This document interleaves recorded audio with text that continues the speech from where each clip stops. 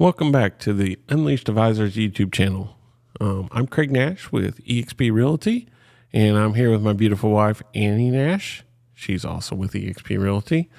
And today our subject is 2024 in review.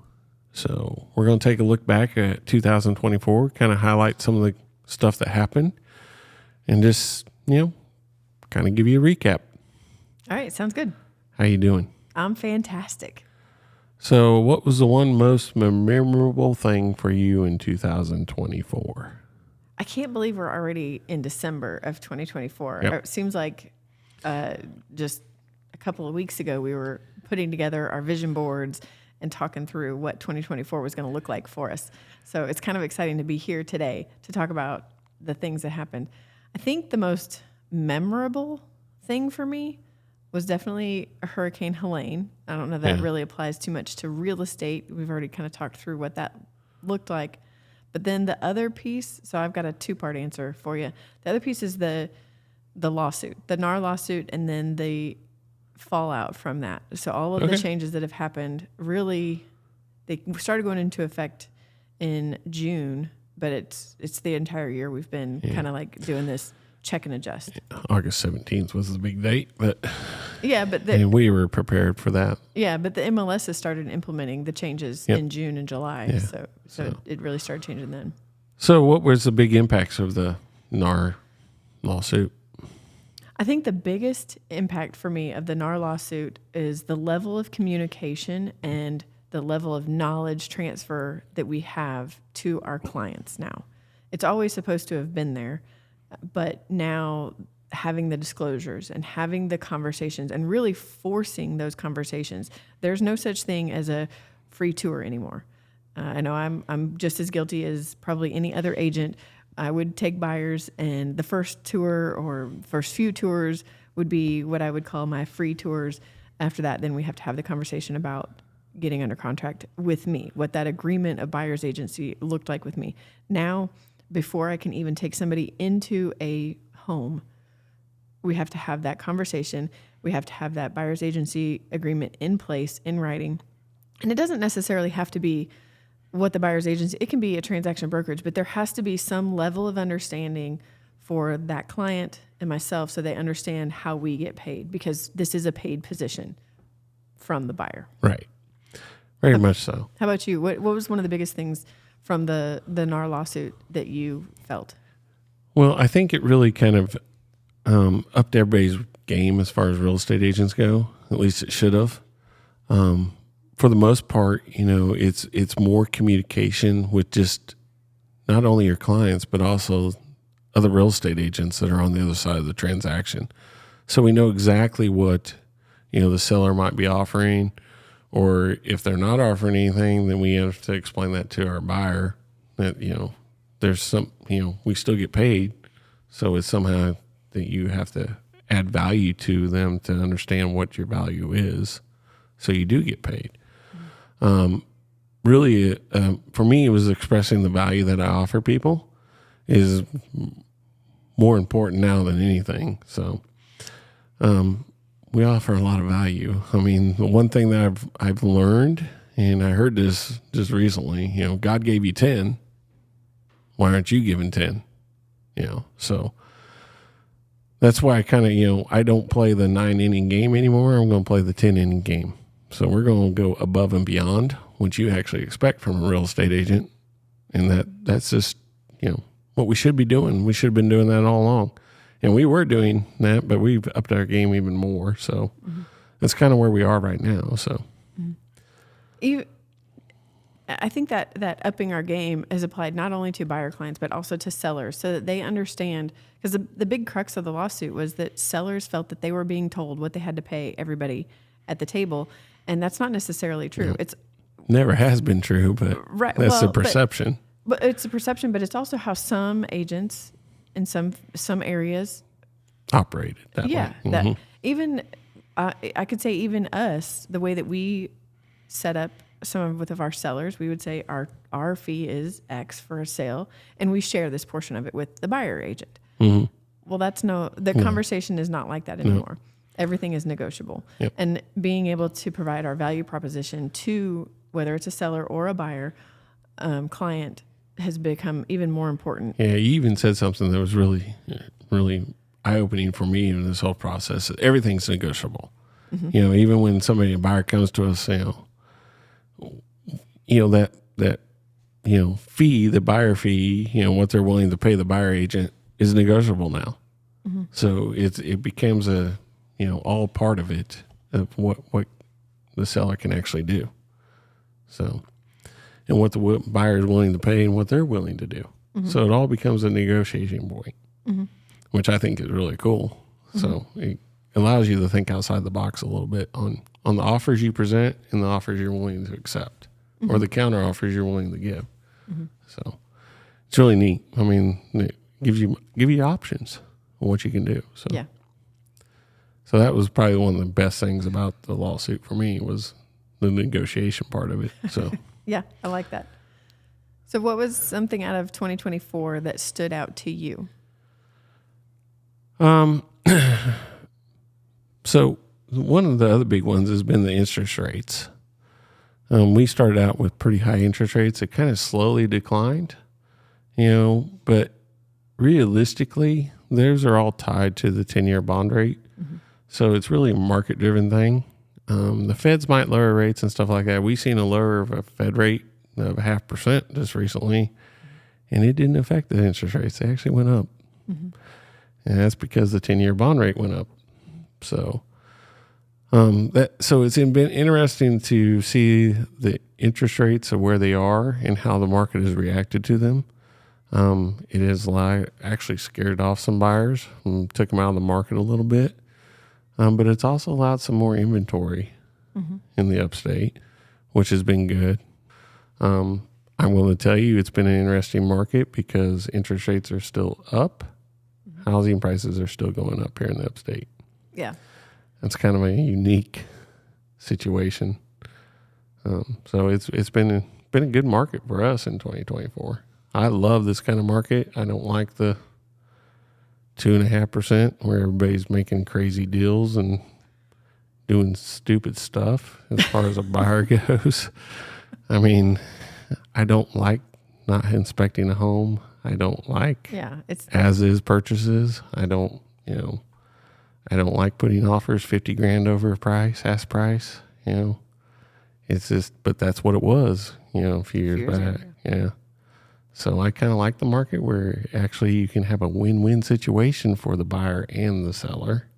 And I think that's part of the lawsuit too, is it's creating a win-win situation. So those are the things I really, that was the one thing that was really good for me this year. So we also, we did some stuff for ourselves anyway.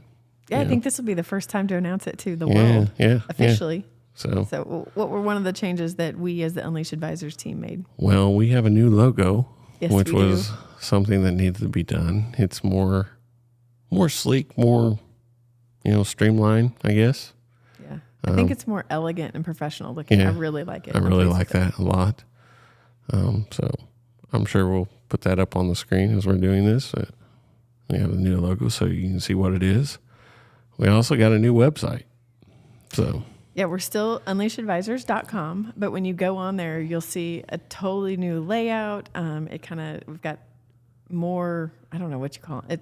It's way beyond my ability to do things, but this new website's got more pictures on it. It's much easier to navigate. It's got more tools. It also highlights the builder that we're working with. So if you go on there and you're looking for a custom home builder, Adrian B. Homes has a link on there so you can get to all of his information. We've got information. Links to our lenders and all that stuff. It's very cool. It's more a streamlined process. It's easy to navigate as far as for somebody to go in there and look at houses and what they're looking at. Easier to communicate with us. Yeah. So it's nice. Yeah. I like, it's also we've got a feature on there so you can see our featured homes. So all of our listings, somebody could go on there and look at those. And then you can search all the homes available in the upstate of South Carolina and North Georgia. Has a link to our YouTube channel. Yep. So you'll see all of our videos there. You see all our videos. So it's really, really cool website. Really like it. Took a little while to get it up and going, but it was well worth it. Yeah, I'm really excited about it. And we have the ability to change and adapt with that stuff too. So yeah. What else happened? We had a big thing go on with our team. So yeah, so the EXP model is a little different than a lot of other brokerages. And when I started real estate, my idea of what a team is a little different than, I guess, the way that real estate views teams. And so we started with a team, and we still have a team. You and I are still a team, but the way that we work is a little different. Now we have an organization. We're still the Unleashed Advisors, but anybody within EXP, because we can partner with anybody across the country, around the world within EXP to recommend or refer clients to learn from. So now we've kind of expanded what that is. So now we're the Unleashed Advisors organization within EXP, but we're also our own little team. Yeah, it's cool to be able to collaborate with agents across the world. So I love that aspect. But, people can join the Unleashed Advisors organization, and we still, provide everything that we would for a team, but probably just a little bit more, and have the capability of extending that around the world. So we're kind of going globally per se. So that's been kind of a neat process to go do all that stuff. So yeah, I really like that. I'm excited with where we're going to go in 2025 with these changes that we made. Yep. Very, very exciting stuff. What else happened in 2024? Well, we had a big election. Yeah, we did. So we're finally not getting inundated with calls, texts, the commercials on the TV with who you're going to vote for. Yeah. So we have an election that was completed. Yep. That was a very, very good thing. A lot of uncertainty has left the market, and we know where we're going. So that's kind of exciting. Are we going to talk about where we're going in this podcast, or is that No, going to be we're the going next to talk one? about it in the next one. So. Okay, so keep watching, because we'll have another podcast with where we're going in 2024 because of the election. Yep. So it's a good thing that happened. It's just, elections happen every 4 years. They affect the real estate market in weird ways. So what were some of the things that we saw leading up to the election and then following the election? Since we're talking about 2024 and what happened, what did that look like in real estate? For me, it kind of slowed down there just a little bit because people were uncertain what was actually going to happen. Everybody has this fear of stuff, and fear is just fear. It's not reality. Mm-hmm. So people just get scared to do stuff, just because they don't know what's going on. But like November 6th, man, right after the election, phone was ringing. Mm-hmm. Here we go. So it's just a matter of constantly, the uncertainty's gone. So people are certain about what's going to happen. So at least they think so in their own mind, and they start to do stuff. So yeah, that could be anything. For me, it's not just real estate, but Yeah, one of the things I experienced and I heard a number of times was, well, I'm going to wait to buy this home. Well, I'm going to wait to sell my home until after the election. I think after the election, whoever it was that they thought was going to or not get elected, things are going to get better. I don't know that anything really changed besides now we know who's going to be president. Yeah. And we kind of have an idea of what his path forward looks like, what his plans are for the country. Yeah. So we can start planning for that. But that level of certainty, like you mentioned, helped buyers and sellers. Yep, it sure does. It's just, it's just amazing how people mind works when it comes to that kind of stuff that, oh my goodness, I don't know what's going to happen tomorrow. Well, the sun's still going to rise. It's still going to set. God's still in control. So. Yep, always. Yep. So one of the things that we heard throughout the year, or one of the things I have heard on different podcasts and different market updates throughout the year is that the number of transactions this year has gone down. You have run numbers and stuff like that. Can you give us a little bit of an update on where the market stands and what we've seen over the 2024 year so far? Knowing that we are only in the second week of December, there's still a few weeks left. Yeah, so this is going to surprise a lot of people. So in 2023, there was 15,397 real estate transactions. Okay? Say that again? 15,397 real estate transactions. That's just in the Greenville MLS. Okay. Okay? It doesn't include Spartanburg. It doesn't include Anderson, and all the other MLSs. Yep. There's probably some overlap in some of those, but, a little over 15,000 transactions. So far this year, in this second week of December, we're at 14,060. Okay. So there's pretty close, relatively speaking. There's not been much change.